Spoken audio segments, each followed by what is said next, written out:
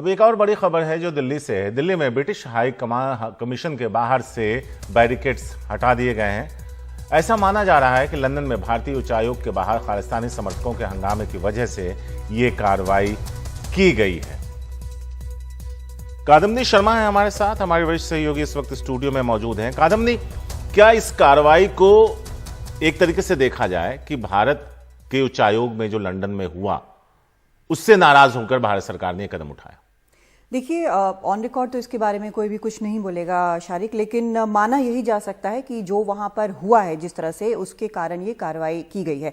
आपको बताऊं कि दिल्ली में जो हाई कमीशन है और जो हाई कमिश्नर का रेजिडेंस है सेंट्रल दिल्ली में, दोनों जगह गेट के बाहर बड़े बड़े बैरिकेड्स लगे हैं और काफ़ी संख्या में वहां पर सुरक्षा बल मौजूद होते हैं और बहुत सख्त जो सिक्योरिटी है वहां पर होती है। लेकिन अब जो ये खबर आ रही है कि वहां से बैरिकेड्स बिल्कुल पूरी तरह से हटा दिए गए हैं, इसको एक तरह से कार्रवाई माना जा रहा है, क्योंकि यूके में हमने देखा है कि बार बार इस तरह की घटनाएं हो रही हैं।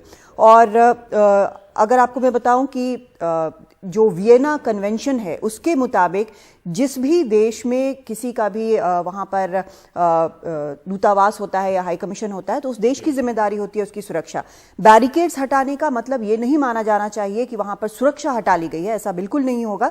सुरक्षा जरूर रहेगी, लेकिन बैरिकेड जो है हटाना एक तरह की मैसेजिंग है। मैसेजिंग इसे हम इसलिए भी मान सकते हैं क्योंकि इस तरह की एक घटना पहले भी हुई है। 2013 की घटना आपको याद होगी कि एक भारतीय डिप्लोमेट जो है वो अमेरिका में अरेस्ट की गई थी, उनको स्ट्रिप सर्च किया गया था और गिरफ्तारी उनकी हुई थी। तो उस समय भारत ने विरोध अपना जरूर जताया था, लेकिन उस समय हमने देखा था कि जो यूएस एम्बेसी है यहाँ दिल्ली में, उसके आगे से भी ये सारे बैरिकेड्स जो है, जो पूरा रोड ही बंद होता है, वो हटा लिए गए थे। तो एक तरह से ये एक संदेश देने की कोशिश होती है।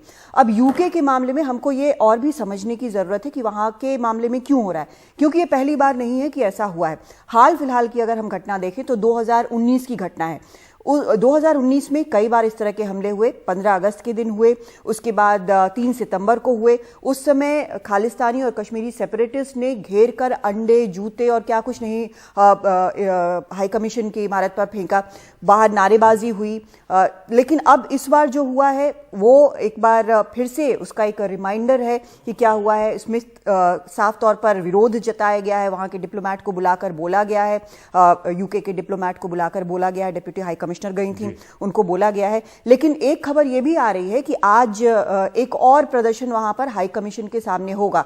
क्या पुलिस वहां पर, ब्रिटिश पुलिस इसको अलाउ करेगी? किस तरह के सुरक्षा इंतजाम होंगे? ये भी बड़े सवाल है। तो ये बार बार जो घटनाएं हो रही हैं उसके कारण ये माना जा रहा है कि ये बैरिकेड्स हटाकर एक संदेश देने की कोशिश की गई है। लेकिन कादम्बनी, आप भी लंदन में जो उच्चायोग है भारत का, वहां गई हैं, मुझे भी एक आध दो मौका वहां जाने का मिला है। वहां कोई सुरक्षा हमें कभी नजर नहीं आई।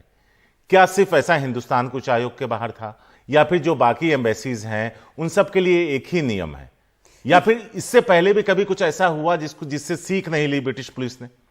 देखिए, आमतौर पर सुरक्षित माना जाता है लंदन, और पुलिसिंग जो है बहुत विजिबल नहीं है, इन योर फेस जो है वो नहीं है। अगर आप वहाँ की पुलिसिंग देखें और बाकी देशों की, चाहे आप साउथ एशिया में देखें, भारत की देखें, या इवन पाकिस्तान का, तो खैर हाल काफ़ी अलग है।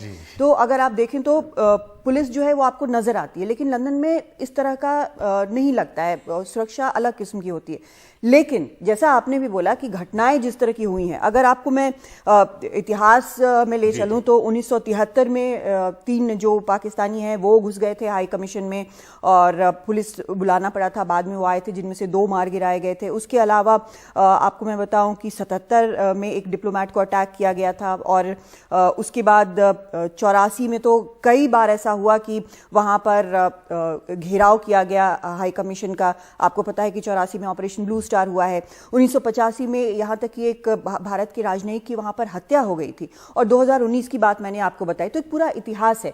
क्या इससे कोई सबक लिया गया है? लगता नहीं है, क्योंकि एक तरह से जैसा यहां पर विदेश मंत्रालय ने भी अपने बयान में साफ तौर पर कहा कि एक इंडिफरेंस है, लापरवाही, ये मान्य नहीं होना चाहिए। मतलब एक सीधी सी बात है कि भारत ये कह रहा है कि वियना कन्वेंशन बहुत साफ तौर पर कहता है कि सुरक्षा आपकी जिम्मेदारी है, और भारतीय हाई कमीशन वहां पर अगर निशाने पर है सेपरेटिस्ट के, तो उसकी सुरक्षा ज्यादा होनी चाहिए। यही मैसेज देने की यहां पर आज कोशिश की गई है। कादम्बनी, 2 सवाल थे आपस में जुड़े हुए। ब्रिटेन सरकार ने इस पर खेद भी जताया और कहा आगे ध्यान रखेंगे।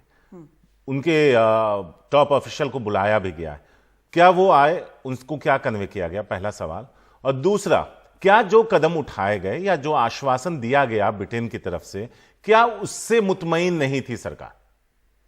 देखिए, यहां पर सबसे ज्यादा जरूरी यह है कि एक्शन क्या वहां पर नजर आ रहा है जी, कि एक कहते हैं कि एक्शन न सिर्फ हो बल्कि नजर भी आए, ताकि एक मैसेजिंग भी हो कि एक्शन लिया जा रहा है। साफ तौर पर यहां पर विदेश मंत्रालय ने बुलाकर कहा था कि ये आप एक्सप्लेन करें कि वहां पर सुरक्षा क्यों नहीं थी।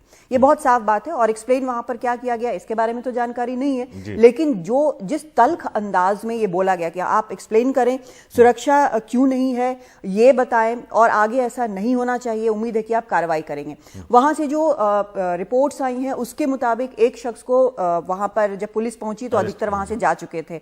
एक शख्स को पास की एक जगह से हिरासत में लिया गया, लेकिन ये एक बाद में खबर आई कि उसको भी छोड़ दिया गया। तो आखिर कार्रवाई हुई क्या, अभी तक तो ये पता ही नहीं कि कार्रवाई आखिर किया क्या गया, क्या वहां पर लोग आए। दूसरी तरफ जब इस तरह का मैसेजिंग वहां पर चल रहा है, अगर आपस में मैसेज ये शेयर हो रहे हैं व्हाट्सएप ग्रुप्स पे या बाकी तरह से कि वहां पर जमा होकर फिर से ये जो पंजाब में आज दबिश दी जा रही है, खालिस्तान समर्थक अमृतपाल अलगाववादी जो है उसको धरपकड़ के लिए, उसकी धरपकड़ के लिए, तो उसके विरोध में अगर वहां लोग जमा होने की कोशिश कर रहे हैं तो इसके लिए क्या कार्रवाई, क्या सुरक्षा वहां पर होगी। हालांकि हमने कल ये देखा कि जब भारतीय वहां पर जो तिरंगे लेकर जमा हुए थे सपोर्ट में, उसको देखते हुए पास में पुलिस की एक लंबी लाइन खड़ी थी, आप येलो जैकेट्स पहनकर, लेकिन क्या उसके अलावा क्या हर दिन जो है वहां पर क्या सुरक्षा होगी, क्योंकि निश्चित तौर पर सुरक्षा वहां पर एक बड़ा मसला है भारतीय हाई कमीशन के लिए। अब यह बड़ा साफ हो गया है।